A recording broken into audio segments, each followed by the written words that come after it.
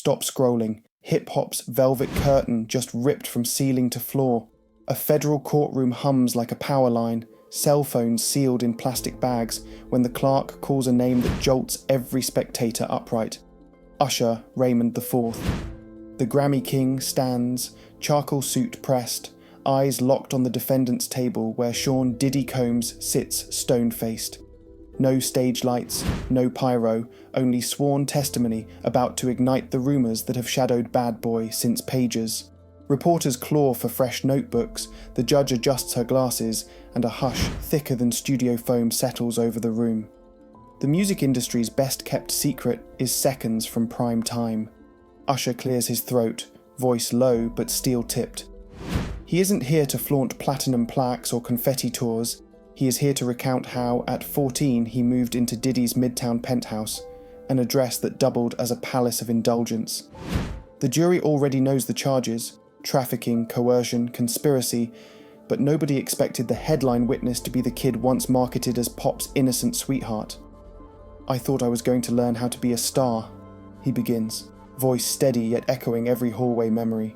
"What I learned was how power bends truth." Flashback to 1993, Atlanta summer air thick as syrup, Usher's debut album freshly pressed, his mother beaming as a talent manager tells her New York is where real legends are minted. Within a week, the teenager is unpacking in a gleaming penthouse overlooking Times Square. The first morning looks like a champagne commercial, servers pouring moe at breakfast, half-dressed celebrities yawning on designer couches, guest rooms holding strangers who don't remember arriving. Diddy glides through in silk pajamas, greeting each body by nickname, telling Usher to call the place Flavor Camp. The name sounds playful until night falls and masked guests drift in with candles, cameras, and a set of rules whispered but never written. The court listens in pin-drop silence as Usher recounts that night, how an assistant pressed a finger to his lips and told him to forget what you saw or forget your future. He didn't sleep. The next day, Diddy shrugged it off. Just adult fun, kid. Focus on your vocals. But adulthood arrived in waves. There was the Caribbean retreat the summer he turned 15, sold as a writing getaway, but staged on a remote quay with no paparazzi, no chaperones, and no way home until Diddy said so. Private chefs served seafood towers while robed guests played secret handshake drinking games that lasted till sunrise. When Usher tried to skip one, a guard reminded him who paid for his studio time. At 16, silence became a contract. The label's lawyers slid a thicket of papers across a glass table, development deal, publishing split, and a confidentiality clause longer than a novella. His mother, trusting the system, co-signed. Usher remembers only 4 words printed in bold: "Do not discuss private events." When a glossy magazine tried years later to dig into his Diddy years, the old Bad Boy legal squad called before the interview even finished. "We hope you're not hurting your reputation," they purred, a velvet-gloved threat that froze him mid-sentence. The courtroom's projector whirs to life, displaying photocopied pages from Usher's leather-bound journal. He'd started it to collect lyric ideas, it morphed into evidence. March 1999, dinner with D and 3 execs. Loyalty keeps you on tour. Honesty sends you home. October 2000, Thursday invite declined. Too many secrets, too many masks. Every entry drips with coded dread. One juror wipes away a tear, another clenches a fist. The words feel radioactive because they describe what everyone suspected, yet feared to say aloud. Next, Usher walks the court through the Atlanta mansion party of '96. Marble foyer, A-list faces, security earpieces everywhere. Near dawn, a locked door at the back clicks open just wide enough for him to see masked guests and velvet loungers. Diddy's hand lands on his shoulder. "You're not ready for that yet," he whispers, grin too wide. Usher believed him. He was still a kid, but curiosity became corrosion. What exactly required masks in a private room at a music mogul's gathering? That question met him in nightmares for years. Then comes Miami, 1997. The Setai Hotel penthouse smells of expensive cigar smoke and imported perfume. Diddy introduces 3 robed investors who promise to bankroll Usher's first world tour. Champagne pops, small talk fizzles, Diddy excuses himself, and suddenly the investors' smiles stiffen. One slides a hand onto Usher's shoulder. "Stay and be unforgettable." or leave and be replaceable. He leaves. Within weeks, tour dates vanish, a superstar producer stops returning calls, and whispers follow him like a shadow that never needs daylight to exist. A month later, Diddy summons him and shows a clip on a handheld camera. The footage features another young singer performing an act that looks anything but voluntary. Diddy never utters a threat, yet the meaning is clear as glass. Usher says, "They didn't use words. They used exile." The jury leans forward. The defendant's lawyers scribble notes. Across the aisle, Diddy's jaw tightens, but he keeps staring at the defense table as if eye contact might concede something irreversible. Fast forward to 2011. Usher, now a global icon, mentors a Canadian teenager with YouTube buzz, Justin Bieber. At first, the partnership feels wholesome, a second chance to protect a kid from the pitfalls he endured. Then Diddy starts calling, inviting 15-year-old Bieber to Flavor Camp weekends. One Sunday at dawn, Usher's phone lights up. Heavy breathing, then Bieber whispers, "I want to come home." He disappears for 48 hours. When he resurfaces, eyes glassy, he repeats, "I'm good now." Usher knows the script: denial, deflection, silence. Usher tells the court that was the moment he decided to distance himself. But distance is a flimsy shield. In 2018, an unknown number leaves a voicemail. "Keep quiet or we'll quiet you." He recognizes the cadence, the unspoken affiliation. The threat hardens his resolve. He starts compiling receipts, contracts, royalty statements, session logs. One spreadsheet from a sympathetic accountant shows $4.3 million in unpaid royalties. When he presents it to Diddy, the mogul chuckles. "If you knew what was really owed to you, you wouldn't sleep at night." The jury now sees internal bad boy emails, contract drafts that shackle teenage artists to 5-album deals and delay master ownership until age 35. Usher notes that the same fine print snared Black Rob, Total, even the late Craig Mack. "He pulled us close with promises of mentorship," Usher says, "then discarded us when obedience faded." His voice cracks only once, when he recalls the 2011 secret summit he attempted to organise for aggrieved artists. Someone tipped Diddy off. The meeting room was found gutted. Chairs overturned, place cards ripped in half, a single note on the table, "Loyalty first." One of those dreamers, Usher reveals, threatened to leak footage from a Diddy party. The next week the artist vanished from public view. No social media posts, no club dates, no trace. "I don't know where he is," Usher whispers, "but I remember his voice shaking." The gallery shudders, a lone camera shutter clicks. Every spectator senses they're hearing the exposed wiring of a star-making machine that runs on silence and sacrifice. The Caribbean story stretches into something out of a Gothic novel.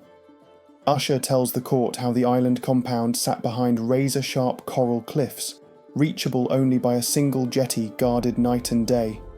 Days blurred into tiki torch evenings where strangers in silk robes drifted from bungalow to bungalow, whispering in languages he didn't recognise. There were robes for guests and separate ones for staff, though nobody seemed to be working. Diddy orchestrated it all like a maestro, curating playlists, pairing newcomers with patrons, filming the highlights on a tiny silver camcorder. Usher tried to stay near windows in case a boat appeared. None did. Back in the States, the sabotage was swift. Radio programmers who once championed Usher's singles suddenly pivoted to new priorities. A promised endorsement with a sneaker giant evaporated after scheduling conflicts. Studio budgets shrank mysteriously, forcing him to self-fund sessions. One mentor admitted off the record that Combs's shadow stretched longer than any chart position. Usher learned to decode Hollywood silence, invitations that never arrive, phone numbers that switch overnight, producers who mumble "wish I could" before hanging up. By 2018, threats dug deeper. The anonymous caller didn't mention Diddy by name, but quoted one of the mogul's favourite sayings, "Kings don't kneel," before warning that kneecaps, however, can be broken. Usher's security team traced the call to a prepaid burner, dead end. Later that week, his little brother received a text of their family home with the porch lights off and the caption, "Nice place. Keep singing." The recollection makes jurors shift uncomfortably. Intimidation isn't abstract when families enter the target zone. Usher describes the ill-fated 2011 Artists Summit with cinematic detail. A private dining room at New York's Soho House was booked under a fake tech startup. 24 chairs, 2 stenographers, non-disclosure forms drafted by a labour rights attorney. Invitations went out via encrypted email, and yet, an hour before guests arrived, staff reported a security sweep by men flashing vague event credentials. When Usher showed up, the room was empty, chairs overturned, place cards torn in half, a single note pinned to the corkboard. "We're watching." Therapy, when he finally committed, became a cloak and dagger routine. Sessions were booked under the alias Ray Vaughn. He entered through service elevators, paid cash, and signed confidentiality riders that rivaled his record deal. Progress came painfully, recurring dreams of being filmed in a dim hallway, panic attacks triggered by sparkler bottles in nightclubs, hypervigilance so potent he once flinched at the whir of a stage fan. The psychologist urged exposure therapy, but Usher countered that exposure was the problem from the start. He ends by widening the lens. This isn't a morality tale about one producer. It's a systemic blueprint that converts hope into inventory. For every Usher who escaped, dozens more remain in contractual limbo. Talent stalled, stories gagged. He names no names, yet, but lists categories. The girl group whose debut video never aired because they wouldn't attend an after-party. The boy band member who overdosed after being filmed in a compromising scene. The choreographer blacklisted for demanding fair pay. Usher insists the industry rake is finally pulling back the dirt, and today's testimony is the first shovel of daylight. The court pauses for water. Usher wipes his eyes, gathers strength, and describes the Hollywood Hills estate in 2002. A gathering billed as a career maker, phones confiscated, NDAs signed at the door. Inside, low lights and strangers watching. "It wasn't a party," he testifies. "It was a rite of passage." When he tried to leave, a security guard redirected him to a side room where Diddy lounged like a king. "You still think this is about music?" Diddy told him. "It's bigger than that." Usher slipped away that night, but the feeling of invisible chains followed him into every studio session for the next decade. What he couldn't escape were the aftershocks. Panic attacks struck backstage, on airplanes, in hotel elevators. One night in Paris he collapsed, convinced the walls were closing in with replayed memories of masked strangers and handheld cameras. He sought therapy under an alias, terrified that public vulnerability would be weaponized against him. The diagnosis, complex trauma. The prescription, speak the truth. He ignored it until now. In his final stretch of testimony, Usher turns the conversation outward. He mentions peers lost to overdoses, suicide attempts, obscurity. He references teenage dancers flown in for weekends and never rehired, producers who forfeited publishing in exchange for their silence, assistants who quit after seeing too much. Behind every hit record, he says, is a ledger of secrets tall enough to bury a stadium. The gallery's breathing synchronizes, slow and stunned. Then the confrontation everyone hoped for arrives. Usher looks directly at Diddy. "You didn't give me this life," he says, voice suddenly thunder loud. "You gave me nightmares." Diddy's expression doesn't change, but a vein in his temple throbs. The moment hangs like feedback in an arena, both men bound by memories but no longer by allegiance. Usher exhales, steadies himself, and addresses the judge. "I stayed silent because I thought gratitude required it. But gratitude built on fear is just another cage.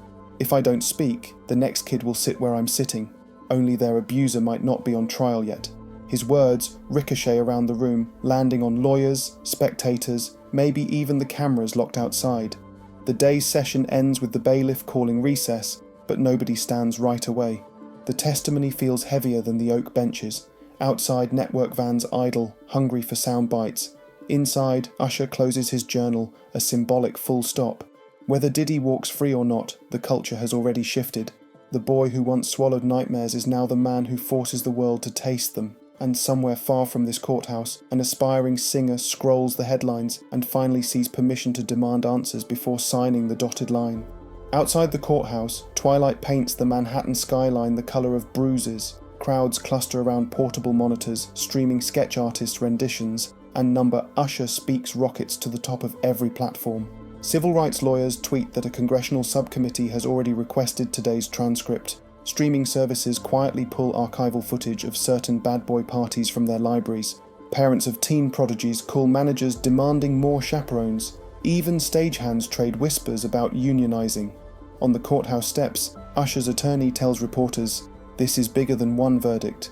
Back inside, the judge's gavel may not strike for days, but the echo of this testimony is already rewriting the soundtrack of an industry, and this time the chorus belongs to its survivors.